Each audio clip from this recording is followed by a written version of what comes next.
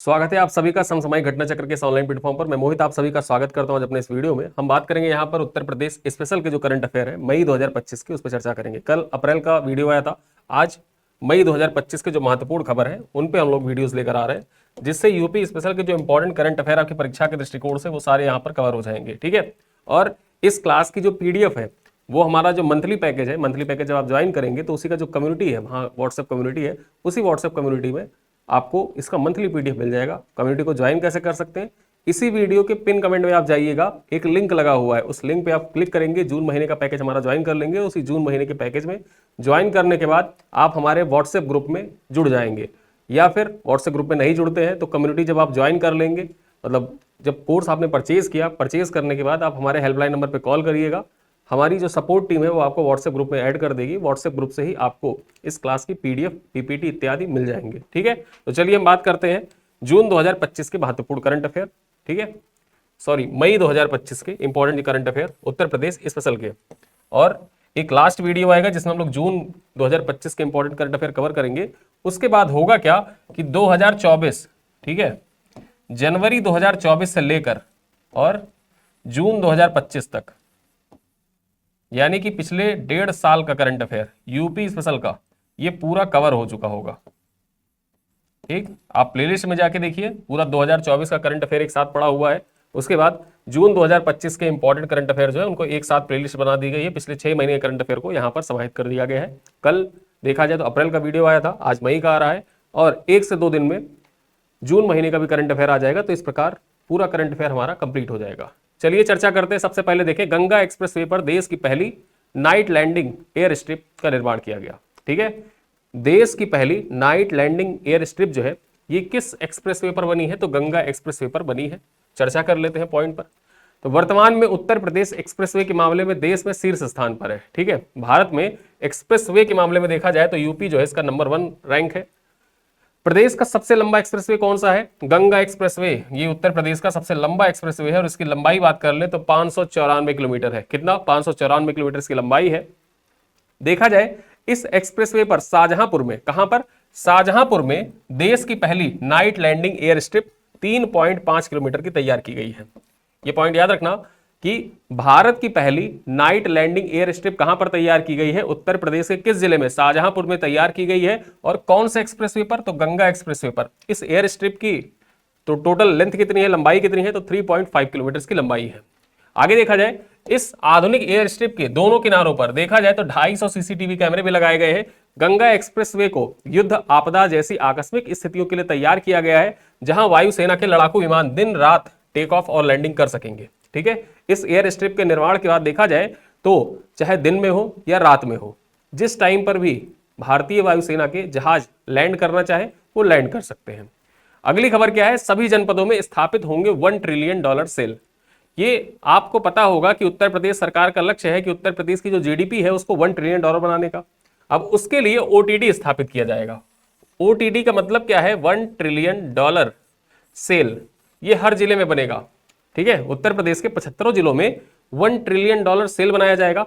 Basically उद्देश्य क्या होगा कि उत्तर प्रदेश को किस प्रकार से $1 ट्रिलियन इकोनॉमी बनाई जाए, उसके लिए विभिन्न जो जनपद है वो अपने स्तर पर क्या कार्य कर सकते हैं, उन सारे कार्यों को संपादित करने के लिए, निष्पादित करने के लिए $1 ट्रिलियन सेल बनाया जाएगा सभी जनपदों में। ठीक है, पॉइंट पर देखें, चर्चा करें। उत्तर प्रदेश को $1 ट्रिलियन की अर्थव्यवस्था बनाने के उद्देश्य से सभी जनपदों में ओटीडी यानी कि $1 ट्रिलियन सेल का गठन की महत्वपूर्ण नीतिगत निर्णय लिया गया उत्तर प्रदेश सरकार के द्वारा। देखा जाए यह सेल जो होगा जिला अधिकारी की अध्यक्षता में कार्य करेगा। मतलब जो हर जिले में ओटीडी स्थापित किया जाएगा उसकी अध्यक्षता किसके द्वारा की जाएगी? तो डीएम के द्वारा की जाएगी, जिलाधिकारी के द्वारा की जाएगी। ठीक है, जिसमें जिला अर्थ एवं संख्या अधिकारी सह संयोजक होंगे। सह संयोजक की भूमिका कौन अदा करेंगे यहां पर? तो जिला अर्थ एवं संख्या अधिकारी जो होंगे प्रत्येक जिले के, वो सह संयोजक की भूमिका में रहेंगे। देखा जाए ओटीडी सेल का मुख्य उद्देश्य क्या है? तो प्रदेश की अर्थव्यवस्था के लक्ष्यों के अनुरूप जनपद स्तरीय प्रयासों को नियमित समीक्षा करना, जिला स्तरीय योगदान में तेजी लाना इसका मुख्य उद्देश्य होगा। ठीक है, जिससे उत्तर प्रदेश को भविष्य में $1 ट्रिलियन की इकोनॉमी बनाई जा सके। आगे बात करें, केंद्र सरकार की ग्रीन क्रेडिट प्रोग्राम के तहत यूपी के 31 वन प्रभाग चिन्हित किए गए हैं। जो केंद्र सरकार की ग्रीन क्रेडिट प्रोग्राम है, परीक्षा में आपसे डायरेक्टली पूछेगा कि केंद्र सरकार के ग्रीन क्रेडिट प्रोग्राम के तहत उत्तर प्रदेश के कितने वन प्रभागों को चयनित किया गया है, तो उनकी संख्या है 31। कितनी? 31 वन प्रभाग है। चर्चा कर लेते हैं पॉइंट पर। उत्तर प्रदेश सरकार ने ग्रीन क्रेडिट प्रोग्राम के तहत पहले चरण में 31 वन प्रभागों के 884 हेक्टेयर भूमि को हरियाली के लिए चिन्हित किया है। निजी क्षेत्र की कंपनियां इन साइटों को अपनाकर हरियाली कर सकती हैं और ग्रीन क्रेडिट प्राप्त कर सकती हैं। ठीक है, ग्रीन क्रेडिट प्राप्त कर सकती हैं निजी क्षेत्र की जो कंपनियां हैं। ग्रीन क्रेडिट का मतलब क्या है? कंपनियां कैसे? जैसे कंपनियां हैं, अब वहां से बहुत से अपशिष्ट निकलते हैं, धुआं उत्पन्न होता है, कोई फैक्ट्री है वहां से धुआं निकल रहा है, पर्यावरण को ह्रास हो रहा है, लेकिन ये ग्रीन क्रेडिट प्राप्त करने का मतलब ये है कि वो क्षति पहुंचाने का प्रयास कर रहे हैं, साथ ही साथ हरियाली भी, पेड़ भी लगा रहे हैं।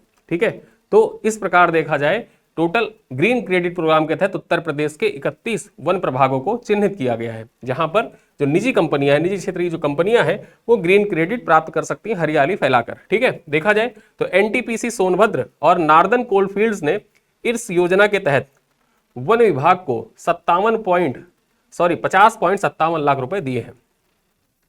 ठीक है, 50.57 लाख रुपए दिए हैं। आगे देखा जाए, ग्रीन क्रेडिट प्रोग्राम के तहत कोई भी व्यक्ति या संस्था हरित भूमि जैसे खुले जंगल, झाड़ीदार भूमि, ठीक है, बंजर भूमि, जलग्रहण क्षेत्रों पर पौधारोपण कर सकती है और ग्रीन क्रेडिट कमा सकती है।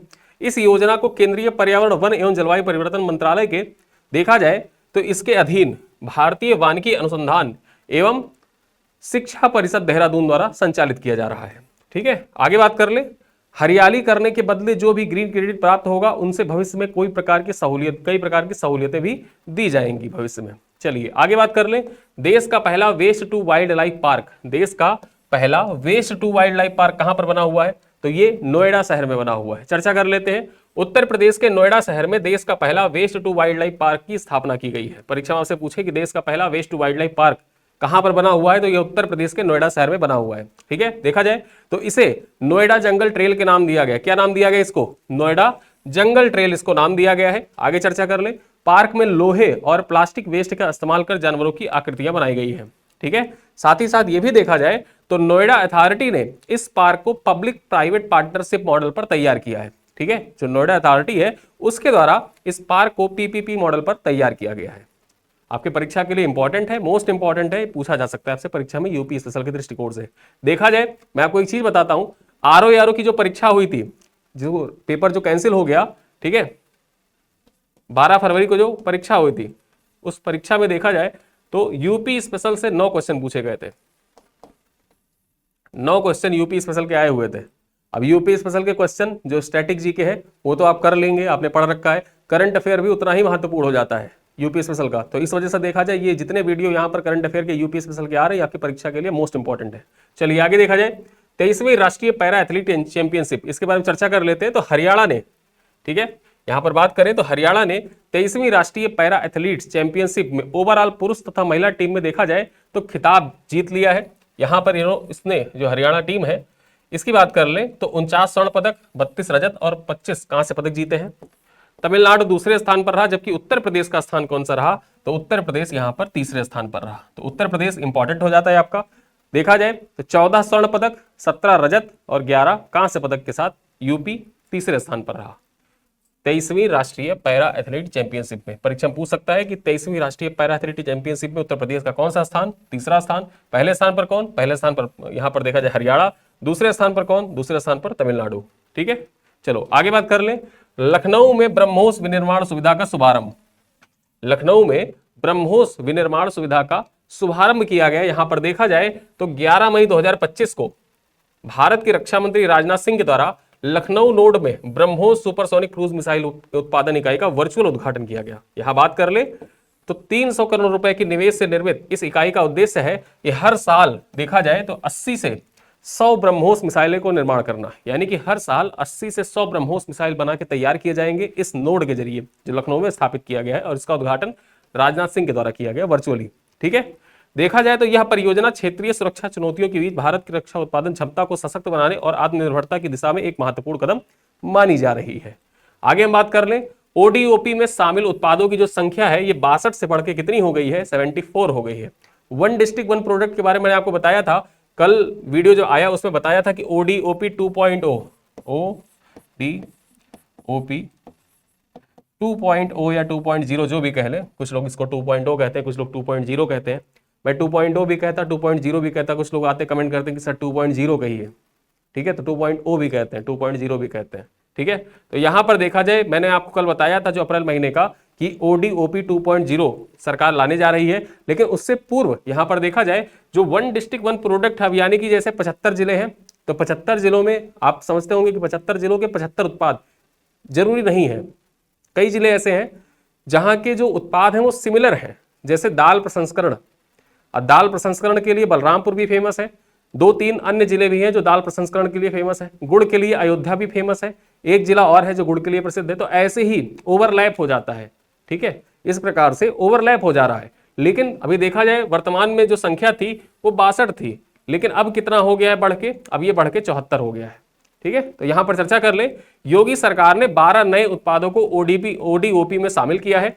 सरकार उत्तर प्रदेश के विभिन्न जिलों के 62 उत्पादों को ODOP में शामिल कर चुकी है, वहीं अब इनकी संख्या बढ़कर 74 हो गई है, ठीक, 12 और शामिल करने के बाद इनकी संख्या बढ़ के 74 हो गई है। यहां देखा जाए 12 नए उत्पादों में बागपत का जो एग्रीकल्चर इंप्लीमेंट्स है, agriculture implements related accessories, Saharanpur का होजरी उत्पाद, ठीक है, मिलान करने के लिए पूछ सकता है।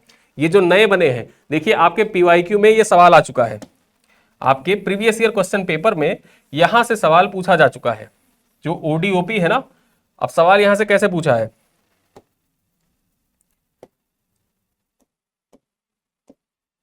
यहां से जो सवाल आया है ODOP से, यहां से सवाल पूछा है सुमेलित करने के लिए, सुमेलित करें।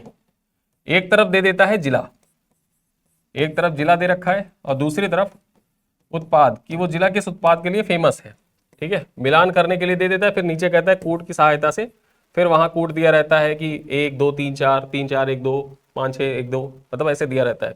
अब इसको कवर करने के लिए आप ये जाने रहिए कि जो 62 से बढ़ के 74 हुए, तो नए जो 12 बने हैं ना, अब उन 12 में से सवाल पूछ सकता है। अब वो 12 कौन कौन से, ये चीज आप जाने रहिए। देखा जाए तो बागपत जिले का जो agriculture implement and related accessories है, ये बागपत का प्रसिद्ध है, ODOP में शामिल किया गया है। यहां देखा जाए सहारनपुर का जो होजरी उत्पाद है, इसको शामिल किया गया है। फिरोजाबाद जो चूड़ियों के लिए प्रसिद्ध था, वहां के देखा जाए तो फूड प्रोसेसिंग को भी शामिल किया गया है। गाजियाबाद का मेटल उत्पाद, टेक्सटाइल और अपैरल उत्पाद शामिल किया गया। अमरोहा का मेटल एंड वुडन हैंडीक्राफ्ट शामिल किया गया है। आगरा का पेठा उद्योग तथा सभी प्रकार के फुटवेयर शामिल किए गए हैं। हमीरपुर का मेटल उत्पाद, फिर उसके बाद देखा जाए बरेली की लकड़ी की उत्पाद जो है, बरेली के एटा के चिकोरी उत्पाद, प्रतापगढ़ के खाद्य प्रसंस्करण, बिजनौर का ब्रश और उससे जड़े उत्पाद, तथा बलिया का जो सूत उत्पाद है, बलिया का सूत उत्पाद, ठीक है, सॉरी सूत उत्पाद है, सत्तू उत्पाद, ठीक है, तो बलिया का सत्तू उत्पाद जो है इसको शामिल किया गया है वन डिस्ट्रिक्ट वन प्रोडक्ट में। तो इस प्रकार देखा जाए ये पॉइंट आपकी परीक्षा के लिए इंपॉर्टेंट हो जाता है, यहां से सवाल पूछेगा, आप चाहे तो इसका स्क्रीनशॉट ले सकते हैं, ठीक। आप जैसे फिरोजाबाद है, अब फिरोजाबाद को आप चूड़ियों के लिए प्रसिद्ध मानते हैं, लेकिन मिलान करने में जब पूछेगा आपसे सुमेलित करने के लिए, तो ये जो 12 नए उत्पाद शामिल किए गए ना, इनको पूछेगा। और फिरोजाबाद यहां पर फूड प्रोसेसिंग के लिए, ठीक है, फूड प्रोसेसिंग के लिए शामिल किया गया, फूड प्रोसेसिंग उद्योग जो है फिरोजाबाद का, उसको वन डिस्ट्रिक्ट वन प्रोडक्ट में शामिल किया गया है। तो इस प्रकार से फिरोजाबाद चूड़ियों के साथ साथ फूड प्रोसेसिंग का हब भी बनेगा। चलिए आगे बात करें साहित्य पार्क के निर्माण की योजना। साहित्य पार्क के निर्माण की योजना है, चर्चा कर लेते। तो उत्तर प्रदेश की राजधानी लखनऊ में जो CG सिटी है, लखनऊ की CG सिटी में साहित्य पार्क के निर्माण की योजना शासन ने मंजूरी प्रदान कर दी है। ये 15 एकड़ क्षेत्रफल में फैला होगा। इसमें देखा जाए तो भारतीय साहित्य की समृद्ध विरासत को समर्पित कई चीजें यहां पर होंगी। पार्क निर्माण की जिम्मेदारी जल निगम की कंस्ट्रक्शन एंड डिजाइन सर्विसेज, जो जल निगम कंस्ट्रक्शन एंड डिजाइन सर्विसेज है, इसको प्रदान की गई है। तो आपकी परीक्षा के लिए इंपॉर्टेंट हो जाता है, परीक्षा में पूछे कि साहित्य पार्क का निर्माण उत्तर प्रदेश के किस शहर में किया जाएगा, तो साहित्य पार्क का निर्माण उत्तर प्रदेश के लखनऊ शहर में किया जाएगा। अगला प्रश्न क्या है, भारत का छठा सेमीकंडक्टर प्लांट, भारत का छठा सेमीकंडक्टर प्लांट चर्चा कर लेते हैं। भारत सरकार ने उत्तर प्रदेश के यमुना एक्सप्रेसवे औद्योगिक विकास एजेंसी के जेवर अंतरराष्ट्रीय हवाई अड्डे के पास भारत का छठा सेमीकंडक्टर प्लांट स्थापित करने को मंजूरी प्रदान की है। कहां पर, जेवर में स्थापित किया जाएगा, ये पॉइंट याद रखिएगा। आगे देखा जाए 14 मई 2025 को नई दिल्ली में प्रधानमंत्री नरेंद्र मोदी की अध्यक्षता में हुई केंद्रीय मंत्रिमंडल की बैठक में इस प्रस्ताव को मंजूरी दिया गया था, ठीक है। यहां बात कर ले, भारत सरकार ने देश के कई मजबूत सेमीकंडक्टर, भारत को एक मजबूत सेमीकंडक्टर इकोसिस्टम बनाने, भारत के इलेक्ट्रॉनिक विनिर्माण केंद्र के रूप में स्थापित करने के लिए दिसंबर 2022 में सेमीकंडक्टर मिशन शुरू किया था। भारत सरकार के द्वारा दिसंबर 2022 में सेमीकंडक्टर मिशन स्टार्ट किया गया था। आगे चर्चा कर ले, जेवर में सेमीकंडक्टर प्लांट ताइवान की कंपनी है फॉक्सकॉन। कौन सी कंपनी? फॉक्सकॉन। ये कहां की है? ताइवान की कंपनी है और भारत की HCL के संयुक्त उद्यम से स्थापित किया जाएगा। परीक्षा से पूछ सकता है कि जेवर उत्तर प्रदेश में स्थापित होने वाला जो सेमीकंडक्टर प्लांट है वो किसका संयुक्त उद्यम है? तो वो HCL का और फॉक्सकॉन का संयुक्त उद्यम है। और ये फॉक्सकॉन कहां की कंपनी है? ये ताइवान की कंपनी है। ठीक है, चलिए, नए प्लांट में 3,700 करोड़ रुपए का निवेश आने की उम्मीद है और इससे हर महीने देखा जाए तो 36 मिलियन यूनिट उत्पाद बनेगा। ठीक है, चलो आगे देखें। खेलो इंडिया यूथ गेम्स में महाराष्ट्र तीसरी बार ओवरऑल चैंपियन रहा। जो खेलो इंडिया यूथ गेम्स है, इनसे संबंधित सवाल आपके प्रीवियस ईयर क्वेश्चन पेपर में पूछे जा चुके हैं। तो यहां पर हम बात करते हैं खेलो इंडिया यूथ गेम्स के बारे में। ठीक है, देखा जाए महाराष्ट्र जो है ये 58 स्वर्ण, 47 रजत और 53 कांस्य पदक जीतकर कुल 158 पदक के साथ ओवरऑल चैंपियन रहा। ठीक है, ओवरऑल चैंपियन कौन रहा? महाराष्ट्र रहा खेलो इंडिया यूथ गेम्स में। हरियाणा जो है ये 39 स्वर्ण पदक, 27 रजत और 51 कांस्य पदक के साथ 117 पदक जीतकर उलटफेर करते हुए दूसरे स्थान पर रहा। दूसरा स्थान किसका रहा? हरियाणा का रहा। तीसरे स्थान पर बात कर ले, तीसरा स्थान किसका रहा? तीसरा स्थान है राजस्थान का। और मेजबान कौन था? यहां पर जाने रहिए, जो खेलो इंडिया यूथ गेम था इसका आयोजन बिहार में किया गया था और बिहार किस स्थान पर रहा? बिहार 15वें स्थान पर रहा। वहीं उत्तर प्रदेश की पदक तालिका में बात कर लें तो उत्तर प्रदेश 14 स्वर्ण, 20 रजत, 18 कांस्य पदक जीतकर 7वें स्थान पर रहा। और यह पॉइंट आपके परीक्षा के लिए महत्वपूर्ण हो जाता है। आपसे एग्जाम में पूछ सकता है कि खेलो इंडिया यूथ गेम्स में यूपी की रैंक क्या है? यूपी की रैंक क्या है? तो यूपी की रैंक कितनी है? यूपी की रैंक है 7th। ठीक, 7th रैंक है। और मेजबान कौन था? बिहार मेजबान था। पहले स्थान पर कौन रहा? पहले स्थान पर महाराष्ट्र रहा। ठीक है, और दूसरा स्थान पर कौन रहा? दूसरे स्थान पर हरियाणा, तीसरे पे राजस्थान। चलिए आगे बात करें, अगली खबर क्या है? लंदन के बोलिंगबरो, ठीक है, बेलिंगबरो में मेयर बने भारतीय मूल के राजकुमार मिश्र। यहां पर जो राज मिश्र है, कहीं कहीं आप राज मिश्र पढ़ेंगे, राज मिश्र। अब इनका पूरा नाम है राजकुमार मिश्र। ठीक है, लेकिन इन्होंने अपना जब लंदन जब जाते हैं ना राजकुमार, जैसे बहुत लोगों का नाम है राजकुमार या राम कुमार, तो वो अपना जो कुमार वाला शब्द है, टाइटल है, उसको हटा देते हैं। थोड़ा अच्छा सा लगता है मतलब उनको, तो राज नाम रख देते हैं, फिल्मी नाम हो जाता है राज। तो इन्होंने अपना राज मिश्रा, कहीं कहीं आप देखेंगे न्यूज़पेपर में तो राज मिश्रा लिखा हुआ है, लेकिन इनका पूरा नाम राजकुमार मिश्रा है। चर्चा कर लेते तो उत्तर प्रदेश के मिर्जापुर जिले के 96 क्षेत्र के भटेवरा गांव के निवासी हैं मुन्ना लाल मिश्रा। उनके बेटे राजकुमार मिश्रा लंदन के बेलिंगबरो शहर में मेयर चुने गए हैं। यहाँ चर्चा कर ले, वह 5 साल पहले लंदन में एमटेक करने के लिए गए हुए थे। पढ़ाई पूरी करने के बाद उन्होंने वहीं पर नौकरी करनी शुरू कर दी थी। उत्तर प्रदेश के मिर्जापुर जिले के 96 क्षेत्र के भटवेरा गांव के निवासी मुन्ना लाल मिश्रा के बेटे राजकुमार मिश्र जो है लंदन के बेलिंगबरो शहर में मेयर चुने गए हैं और 5 साल पहले एमटेक करने के लिए गए थे। फिर इनका जो रुझान है वो राजनीति की तरफ गया और राजनीति में आने के बाद देखा जाए तो वो जो बेलिंगबरो शहर है लंदन का, वहां पर मेयर बने हैं और मेयर बनने वाले भारतीय मूल के व्यक्ति बन गए हैं। ठीक है, तो ये इंपॉर्टेंट है आपकी परीक्षा के लिए। चलिए आगे हम बात कर लेते हैं, गंगा एक्सप्रेसवे के निर्माण में 24 घंटे के अंदर 2 विश्व रिकॉर्ड बने। यहाँ गंगा एक्सप्रेसवे जब निर्माण किया जा रहा था उसी दौरान देखा जाए तो मई महीने में 24 घंटे के अंदर 2 रिकॉर्ड बने थे, विश्व रिकॉर्ड बने। कौन कौन से रिकॉर्ड बने चर्चा कर लेते हैं। उत्तर प्रदेश में गंगा एक्सप्रेसवे के निर्माण में 24 घंटे में 2 विश्व रिकॉर्ड बने हैं। पहला रिकॉर्ड क्या बना है? हरदोई उन्नाव प्रभाग है। ठीक है, हरदोई उन्नाव प्रभाग में देखा जाए तो 24 घंटे में 34.24 किलोमीटर, ठीक है, 34.24 लेन किलोमीटर, ठीक है, 34.24 लेन किलोमीटर, यानी कि टोटल देखा जाए 5.7 किलोमीटर बिटुमिनस कंक्रीट बिछाकर एक रिकॉर्ड बना। आगे बात कर ले, वहीं दूसरा रिकॉर्ड क्या बना? दूसरा रिकॉर्ड ये बना कि 10 kilometre thrie beam crash barrier, जो रोड होती है ना, रोड, उसके साइड साइड में क्रैश बैरियर लगा होता है, तो वो क्रैश बैरियर 24 घंटे के अंदर लगाएगा देखा जाए 10 किलोमीटर की क्षेत्र में। ठीक, और ये दोनों रिकॉर्ड बने हैं कब? कहां पर बने? किस एक्सप्रेसवे पर? गंगा एक्सप्रेसवे पर बने। और ये दोनों विश्व रिकॉर्ड है अपने आप में, सबसे तेजी से ये काम हुआ है, इस वजह से आपके परीक्षा के लिए इंपॉर्टेंट हो जाता है। देखा जाए इन रिकॉर्ड्स को गोल्डन बुक, एशिया बुक और Indian book of world records में नाम दर्ज किए गए हैं। यह रिकॉर्ड पहली बार किसी भी एक्सप्रेसवे के निर्माण में दर्ज हुआ है। पहली बार ऐसा है कि किसी भी एक्सप्रेसवे के निर्माण में ये रिकॉर्ड दर्ज हुआ है।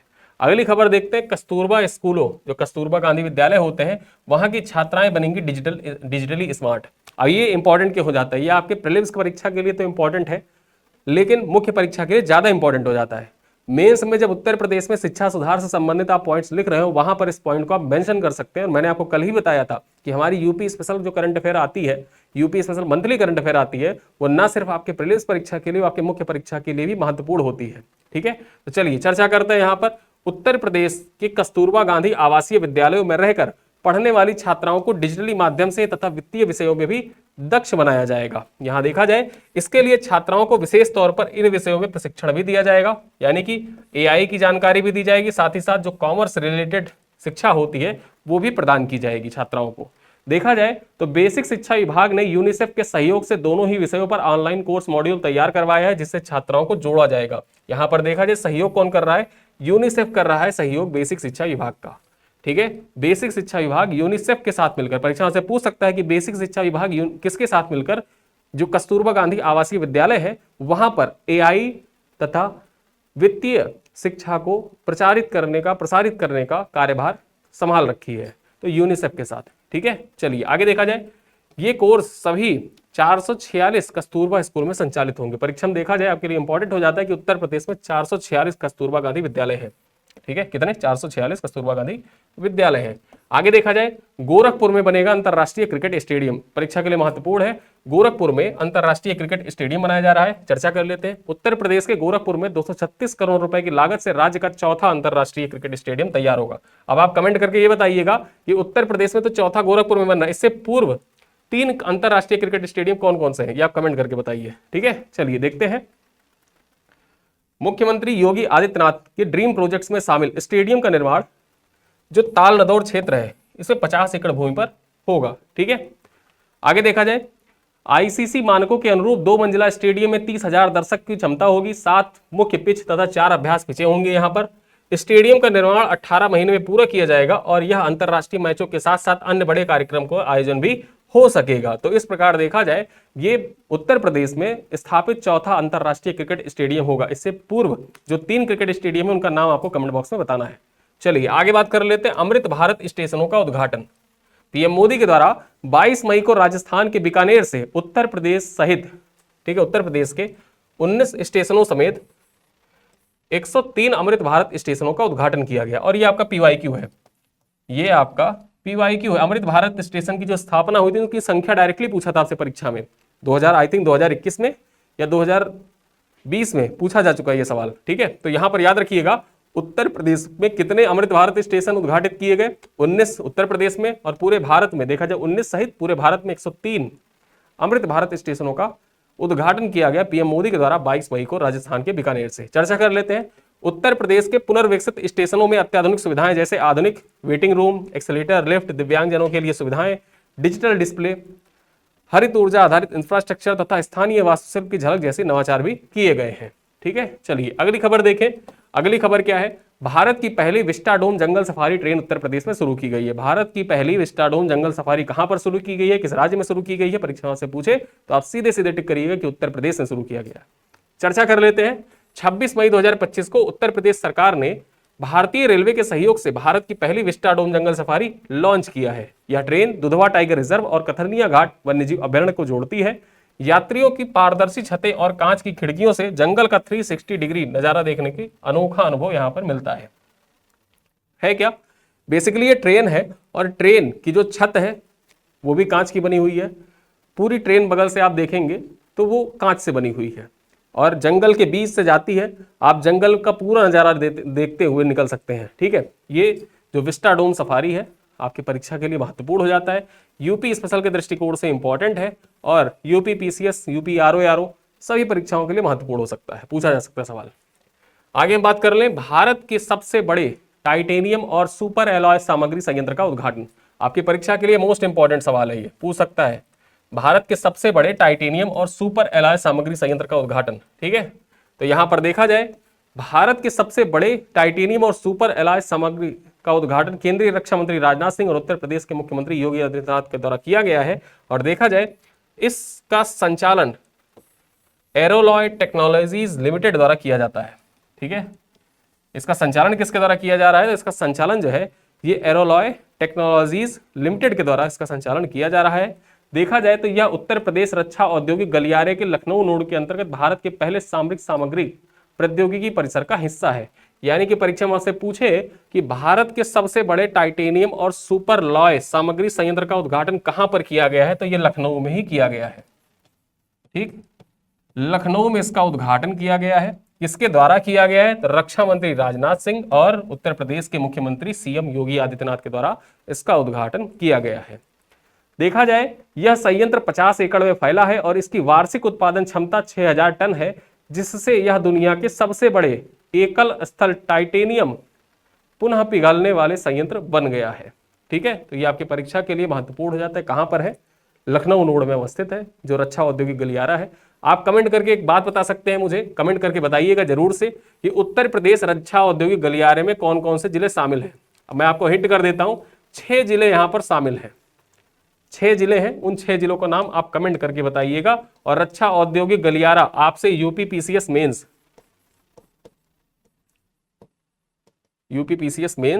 जो 2023 का हुआ था, ठीक है, 2023 का, इसमें जीएस पेपर 6 में जो जीएस 6 था उसका दूसरा सवाल था, क्वेश्चन नंबर 2 था। ये रक्षा औद्योगिक गलियारा आपसे परीक्षा में पूछ चुका है पहले। ठीक है, तो अब बताना कितने जिले शामिल हैं। अब चलिए कुछ प्रश्न है आपके लिए, प्रश्न मैं छोड़ के जाऊंगा जिनका उत्तर आपको कमेंट बॉक्स में देना है। पहला सवाल क्या है कि हाल ही में किस एक्सप्रेसवे पर देश की पहली नाइट लैंडिंग एयर स्ट्रिप तैयार की गई है?